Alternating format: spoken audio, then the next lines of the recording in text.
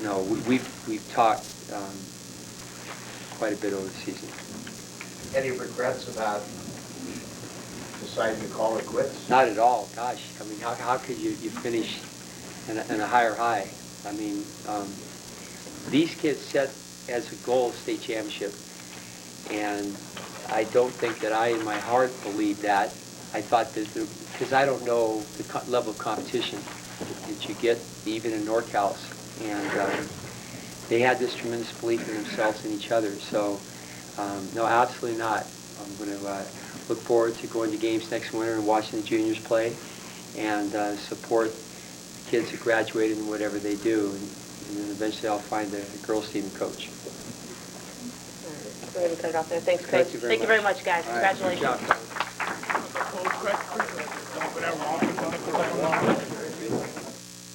We're inside Arco Arena. Joel Domoff, the coach, Bob Bogalski. We don't want this to end, folks. The state champion Santa Cruz High Cardinals, we grabbed some of the core of this team that helped lead them to this state championship victory. Let's start with the man, Junior Russell. Junior, you turned that ankle, I believe it was third quarter. Yeah. What happened? How bad was it? It looked like you were in a little bit of pain, but you were able to come back. It actually wasn't my ankle, it was my knee. Okay. When I was going up for a layup, I kind of tweaked it, and it started to hurt. But it hurt, and I didn't want to come out, so I just stayed in. Now, you had hurt your ankle in practice, though, right? Or did the media get that wrong? Yeah, You I didn't practice, yeah. Okay, so you had an ankle and a knee. Yeah. Okay. I described a story on air talking about how Michael Jordan, they said, there's no I in team to Michael, and Michael said, but there is in win. And that's kind of the sense I get around you. It's like you have this will that you refuse to let this team lose. Talk about what was going through your mind when all those calls were going against you in that third quarter. None of you guys hung your heads. You were able to fight back, and you were sort of the spearhead of that. It's basically everybody kept their cool, and then like in a minute when they're like, there's 3 minutes left, me and Michael had a little talk, and we're just like, if we're going to win this game, we have to step it up. And that's what me and Michael did, and that's how we won the game. We just stepped it up. Now, you guys, of course, have been teammates, a lot of you, since junior high school. I know there was some talking going in there about the B40 Mission Hill days, but talk about what this means to you in terms of ending your career like this with all of these guys that you've played with since you were kids, and how special that is for you. It's very special because since junior high, I think all of us wanted to come out and win a CCS in a NorCal state, and that's what we did, and I just love playing with my boys right here. So.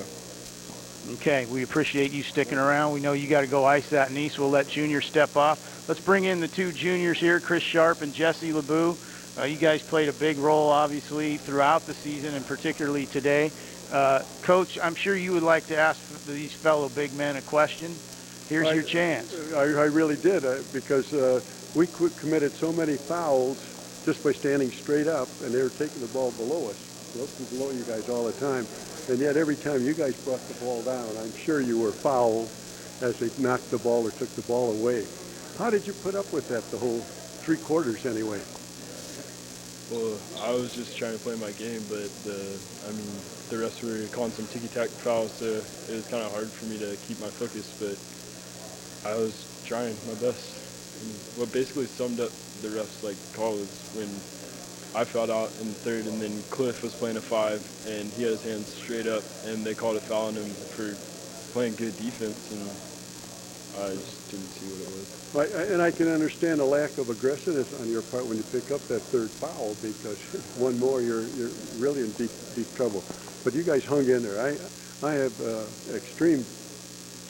very proud of you guys. Not even my team or anything, but it's been a pleasure to see how you guys matured.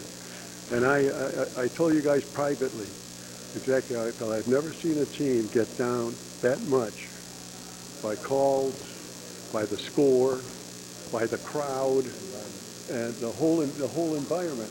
And yet you guys stuck together and came out. And Junior led the parade, but you had some steals, you had some rebounds, some guys had tags, and you pulled this game out. And it's not a question. It's a commendation for you guys. I was extremely proud. In fact, if I were perfectly honest, sitting up there and announcing the game, I think I was down when this was happening to you. You were too good of a team to be treated that way, and you responded like professionals, really. Like champions, right? Like champions. I thank you for that. Chris, talk about Travis Hausler stepping in for you. Obviously played huge minutes. He's done that throughout the year, but today he was asked to do a little more. Talk about Travis and what he did stepping in for you. Yeah, he just came up big. I mean, we scouted the team, like really well, and we knew what their strengths were, and he just kept it in his mind, and he knew what to do when he was in the game. And Jesse LeBou, let's bring you into this conversation. You hit some huge shots, and you have impressed me this year with your fearlessness, really not playing scared. Is that something you've noticed in your own growth, in your own game, in terms of just feeling like you belong on that court? Yeah, definitely.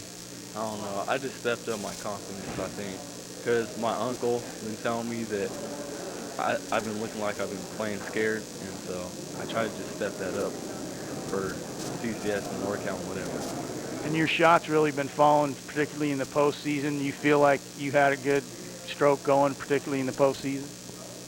Yeah, thanks to Bobby Bramley and Tom Curtis, you know what I'm saying?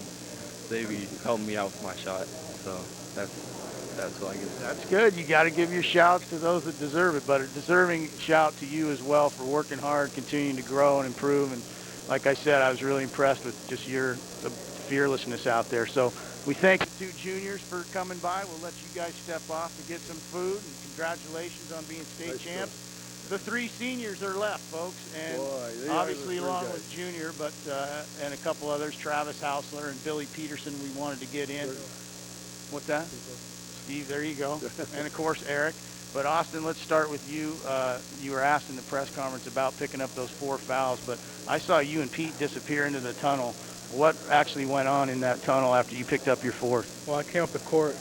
I was kind of heated, and I said some things under my breath, like about the officials, and he took me outside, wanted to calm me down. We talked a little bit. I was still a little bit heated, but he calmed me down a little bit, told me to just go back in there in the 4th quarter, play my game, and that's what I did. I just went back in there and tried to help my team win the state championship. And when you did come back in, it seemed like you sort of played with a different energy level too. There you go, some calories, definitely probably needed for all of us. But it looked like you came in with a different energy level, saying, hey, they've screwed me on the calls. I got 4. I'm going to leave it all out on the floor. Is that kind of what your mindset was when you went out there? Because you were very aggressive. Yeah, definitely. I mean, the first half, I didn't play that well. Then I got the fouls, and I just got more and more frustrated. And then I came out and I told myself, the last game I'm going to play my high school career, and I gotta make it special. Gotta do whatever I can to help my team win. Did their pressure bother you? You switched to point guard quite a bit, allowing Junior to sort of take some pressure off that knee. Did their pressure bother you at all at the point? No, not really. I mean, they had good pressure, but I was able to get by a few times and get the ball to the wing. I mean, they were bumping me a little bit when I was trying to go by them, but it was all right. You guys are state champs. How does that feel to be known as a state champion? Yeah, it feels good. It hasn't even hit me yet. Probably hit me like tomorrow or next week a little bit, but I mean, right now, it's the biggest high I've ever been on. Well, we thank you for bringing us along on this high. All 3 guys go ahead. are out here. I'd like to ask a question. These guys and the big man just left us, but you 4 are the mainstays for the last 3 years. I mean, I can remember you guys as sophomores, and juniors, and seniors. What does it mean now? You're standing with some fellas that followed you. What does it mean to you guys to be state champs, thinking back to the last 3 years? Yeah, of course it means a lot. You know, we've been playing AAU ball since maybe 6th grade, so it's not just been 3 years. And to finish like this with like these guys that, you know, we've spent so many hours in the gym with, not just in the gym, but hanging out, you know, as friends. You know, there's no better way to finish it off. And for me personally, it's just, you know, a dream come true. Yeah, I mean, I couldn't ask for a better group of kids to finish this off with. You know, it feels a lot like a fairy tale. I mean, like Austin said, this won't hit me till like next week. You know, it's just. You started to summarize your feelings, but I mean, it feels real good to finish it out with the team that we did, and all my friends. Basically, it was a big family, and finish it out with my family. Just think, 20 years from now, Clint Eastwood's going to make a picture on the Hoosiers from Santa Cruz. That's right. How they won the state title. That's right. Couple more questions here. Michael Nortai, you played a huge role tonight, as you have all year defensively. You made a big hoop when you guys were down 1, gave you the lead, and then made a couple huge steals. talk about your mentality out there on defense. Coach Newell has described you as a warrior. I always say you're bringing that football mentality, but what does it feel like to you out there when you're just going everywhere on defense? Feels good. I mean, because there's nothing else I can do besides play defense. I mean, for these kids, I know they're doing their best to just get things going offensively, and I just got to do my part, you know. That shot that I hit on the baseline, that might be a little luck, you know, but I don't really hit those kind of shots, and it fell for me. It felt really good. Well, you went up strong. I think you deserved it. Also, talk about your free throws down the stretch. You hit a couple big ones to kind of put it on ice. What was going through your mind at the line? Well, I mean, we shoot a lot of free throws at practice. I mean, I don't make all of them. I'm usually like 4 for like 12 or something. No, but I was just thinking, I mean, there's no better time to hit these free throws than now, you know. I missed the next two. Those two were really big, and I just concentrate and hit those. That was just all I was thinking. And Cliff, let me ask you, you know, you're rubbing Michael's head. You guys are all so close. Talk about also the presence of Eric Van Vliet, whom we saw just poke his head in here a minute ago, but you obviously missed your sort of partner in crime there along the front line. But what has he meant to you in terms of being a cheerleader and keeping you guys pumped up?